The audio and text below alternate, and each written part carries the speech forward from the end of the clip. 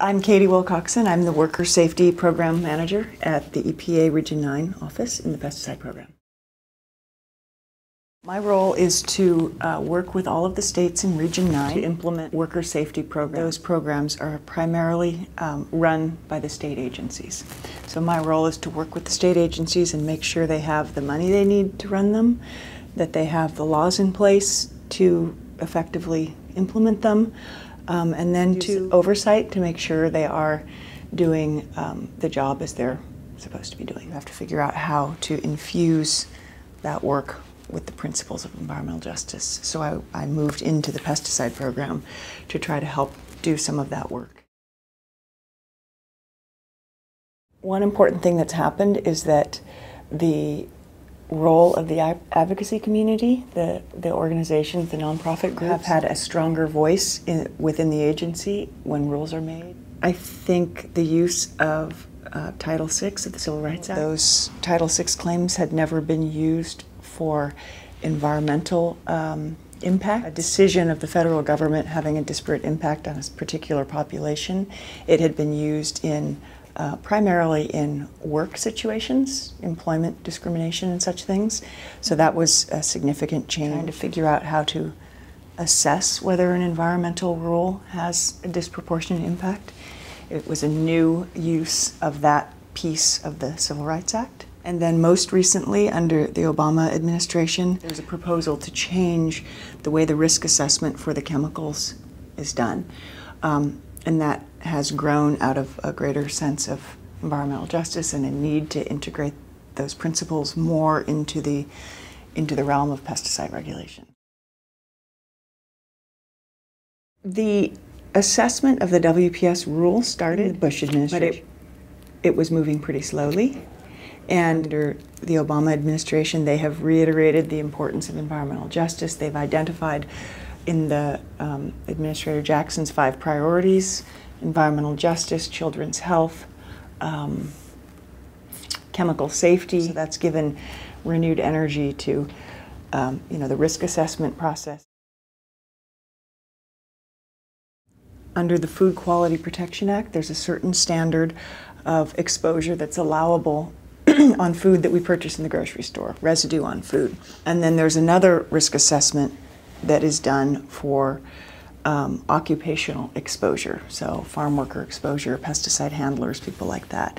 And there's actually a different standard that's used. The new proposal is to make the risk assessments for occupational exposures more in line with the risk assessments for food quality, for consumer protection. There are some other changes in it related to how they assess exposure to children. They may be exposed in their homes if they live near the fields, or if their school is near the fields, or including their the exposure that they get through food, as well as occupational exposure. So it's trying to include more risk factors. That is the challenge of the process. A risk-benefit analysis that's done, so the risk is balanced against the benefit of what the pesticides provide. So in agriculture, of course, the benefits that pesticides provide, greater economic income, of course. So then you have to balance the risks of the pesticide exposure and quantify the risks. And the risks have to outweigh the benefit in order to regulate the use stronger. The agency has defined unacceptable exposure levels. At some point, if they can mitigate the effects of the chemicals to below the allowable limits, then the chemical use is allowed. So the problem is that the economic benefits are easier to calculate than health risks. We haven't quite come up with an agreeable system to calculate the health risk. The real problem is that in this case, methyl iodide was developed as an alternative to methyl bromide. The health effects of methyl bromide are less extreme than the potential health effects from methyl iodide exposure. But because methyl bromide also is a greenhouse gas, which has worldwide attention and international protocols on reducing that, there was a big drive to develop an alternative. Unfortunately, the alternative is much more toxic at the human level. In that case, what they've done is they have tried to mitigate the health risks of methyl iodide. So when you use it, they have buffer zones that have to be in place around the fields. The people who are using it have to wear respirators and protective equipment. The problem is, of course, that people make mistakes and there might be exposure. And in those cases, the problem is you might not see the effect of that exposure right away. And so because it hasn't been used, there's no data on that, there's no history of it, there's no story.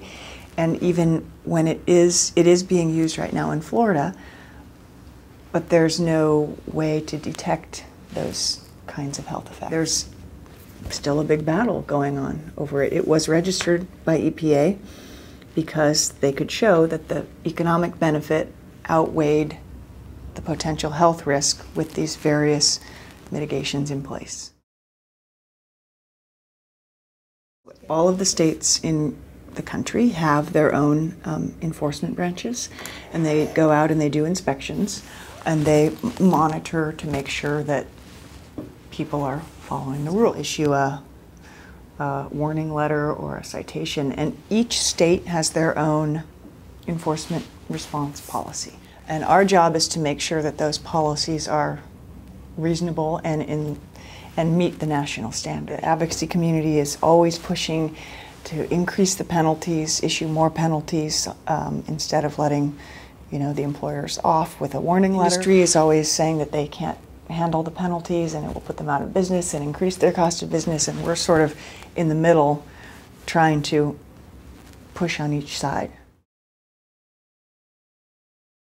That's the rule that provides a lot of protections to farm workers, people who work in fields that have been treated with pesticides and are at risk of exposure. The process of how they make the rule is pretty interesting because obviously when you make a law you have to have a basis for why you're changing it or why you're making it, and in a lot of these situations the value of training is very hard to document. It's hard to say, if we teach you the importance of washing your hands, how do you know that that's changed their behavior or protected them? There really isn't a whole lot of data on pesticide illness and exposure to say, well, look at the numbers of farm workers who are having, rashes or this or that from pesticide exposure. Obviously, they need more training in how to avoid it. We don't always have that data.